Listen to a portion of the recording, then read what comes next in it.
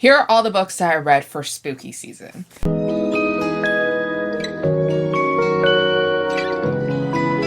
Hi guys, welcome back to the channel. Now for today's video, I thought I would do just a little quick wrap up of all the spooky romance novels that I have picked up in the recent few weeks in October. I know today is Halloween, so happy Halloween to everybody who celebrates it.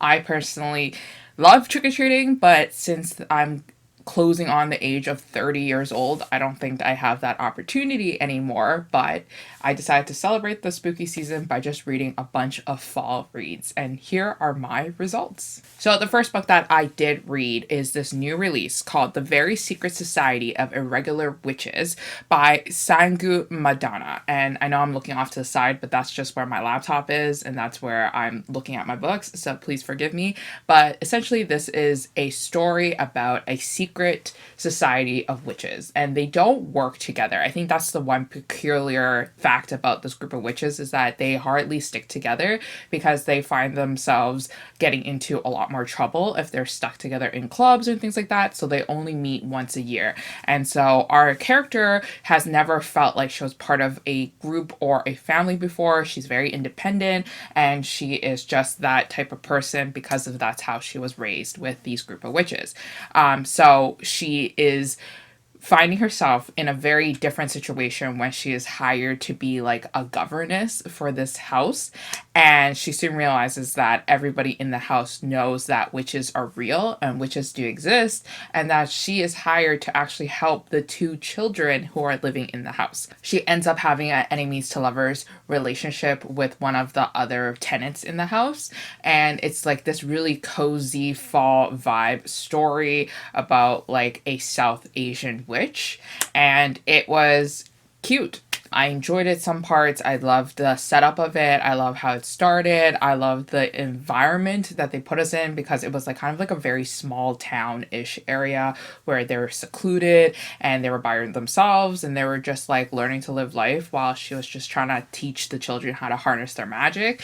I like those aspects of it, but as you can tell, it can be a very slow read at times, and it just was like not the type of pacing that I was looking for, so I ended up giving this one a 3 out of 5 stars, but I still recommend you to pick this one up if you guys are still in the mood for spooky books. So the next book that I did pick up is Love in the Time of Serial Killers by Alicia Thompson. Now this book follows our heroine, who is just obsessed with like the crime podcasts, and I think she runs a podcast herself if I remember correctly, but essentially she loves cold cases and she just is a crime junkie. So her whole personality is just kind of circling around that, and so when she moves back to her late father's house to clean it up and to sell the items inside her house and to kind of get over that grieving process, she notices that her late father's next door neighbor is a little bit suspicious, like there's something wrong with him, and so she thinks that he is a serial killer or that he is more dangerous than he first appears.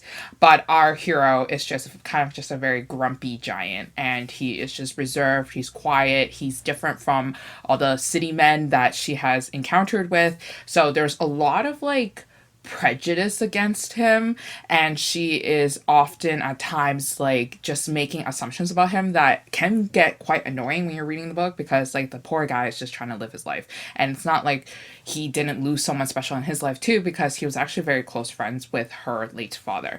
So it's kind of like an enemies to lovers romance, and it was like not a grumpy sunshine troll, but it was more like grumpy because they were both very like grumpy with each other, and it was fun at times because she was a little bit ridiculous with her assumptions and things like that, so she got herself into a lot of trouble, which was kind of funny too as well. So overall this book was a 3 out of 5 stars for me. It was like an okay read. I just thought that there would be more romance, but it leaned more towards her getting over the death of her father, and then also her coming into terms with the fact that she cannot be an a-hole to the neighbor, because that's just his lifestyle. His lifestyle is just different from all the people that she's met in her life. So the next book that I did read was a novella. This one's called Mr. October, and this one's by Bethany Weaver. I thought the setup of this book was really cute. So it is a friends to lovers romance, but it essentially follows like our two characters who have been friends forever, and they both work in the same like elementary school as teachers, and they are just best of friends. But then the problem is that like they both like each other, and then they're afraid to wear their heart on their sleeves. They're afraid to get their feelings hurt, they're afraid to put their feelings out there, and they spend a lot of time together. Like, they watch scary movies together, and they like decorate things in their classrooms together and things like that. Honestly, the startup was pretty good, but then the middle of the novella is where it lost me, because I felt like the plot focused a little too heavily on like their competition in school and what they were essentially trying to do. And I was just like, I want more romance. I want more steamy times. I want like more.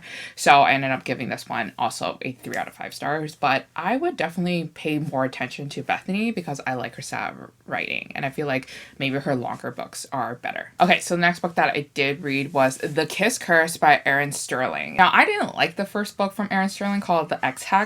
I just thought that that one was like very average, very slow, and like it was just not very entertaining. So I kind of walked into this book with very low expectations. It's the second book in the series, and this one involves our heroine and our hero having an enemies to lovers romance, and they essentially like have really strong lust for each other because of like a curse.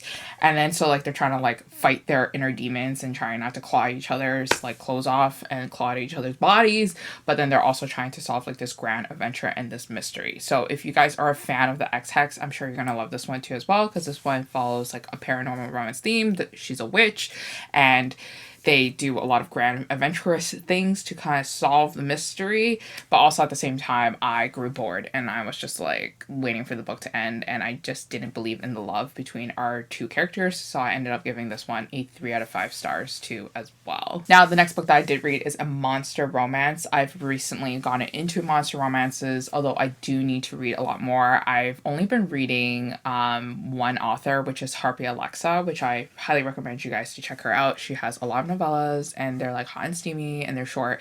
So this one, I thought the cover was really cute. So this one's called The Orc From the Office, and it is an office romance between our heroine, who is a human, and an orc, which is a monster.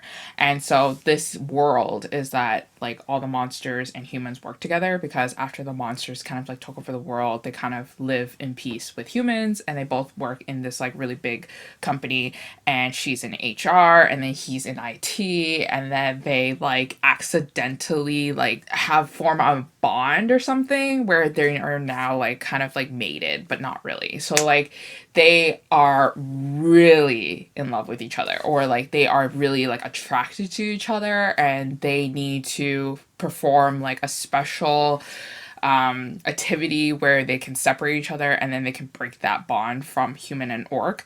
But then during that time where they're separated, they spend more time with each other, and then they actually end up falling in love with each other.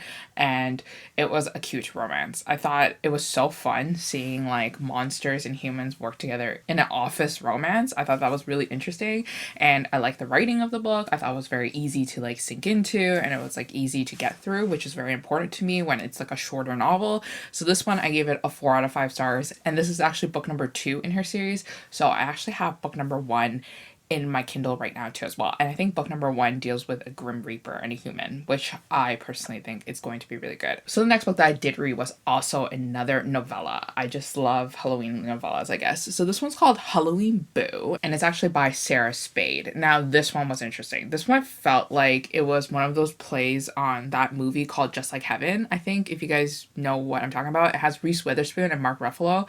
And basically Reese Witherspoon is like a doctor, and then she gets into a car crash, and then she's in a coma, and then her ghost is just kind of like haunting her old apartment, and then Mark Ruffalo is renting out that apartment, and then it's only Mark Ruffalo who gets to see Reese Witherspoon. So this is kind of similar in a way. So basically our hero is a ghost, and our hero thinks he's dead, and he can only be like in his apartment, which is being rent out to our heroine. And our heroine can't see him, but it's only on Halloween does she actually recognize that he is there with her all the time. And they have this really intense connection with each other. You can't say it's love first, because it's only really him knowing her, because only he can see her most of the time. So he fell in love with her like right from the start, but she needs more time to kind of like understand her emotions and her feelings towards him. So this book was really cute. I really liked it. I thought it was really fun. I loved it. So I gave this one a 5 out of 5 stars, and I actually have a lot of her other novellas on my Kindle too as well, and I can't wait to read it because they're all holiday themed. There is one that she wrote for Christmas, and I'm excited to read that one. So highly recommend you to check out Sarah Spade's books. The last book that I do want to talk about is another book that made me want to kind of just like throw my phone outside the window. So this one's called Nightmare by Bethany Winters, and this one is not really like a Halloween romance, but I was under the assumption that it was kind of like a Halloween romance because I think they had like a Halloween party and then it was just complete garbage. Like, I just didn't like it. So it involved our heroine who had this really great relationship with this guy, but then what happened was that he went to jail because he attacked someone because that someone was hurting his girlfriend, which is our heroine. And so she's heartbroken by it because she's like angry that he would do something so stupid and get himself arrested and being put in jail for X amount of years. So she is heartbroken and she wants nothing to do with him because she thinks that he's reckless and he's just not good news. Meanwhile, he's obsessed with her. And like during like the party that they have every single year, he finds her and like basically traps her in the forest, and like they have this like really intense like hate love thing going on, and I'm just like rolling my eyes every time like I flip the page. Did not like it, gave this one out of 5 stars. Do not recommend you to pick this one up. This one's book number 1 in Joker Knight series, and I just don't care. I don't care. I'm not going to continue reading it. But anyways, that is it for all the books that I did read for Halloween. Hopefully you guys are having a nice night out. I went to the Bridgerton ball this weekend. It was fine. It was fun, but I'm going to call that as my little Halloween celebration because I did get to dress up as a princess. And if you guys didn't see it, I posted some of the photos on my Instagram stories, so make sure to follow me on Instagram if you guys haven't already. I have links down below, and then also Goodreads. I'm also there too as well, so make sure to add me as a friend on Goodreads or follow me on Goodreads for my lovely 1 or 2 star reviews on novellas that you shouldn't read. I'll see you guys again next time in a new video. Bye.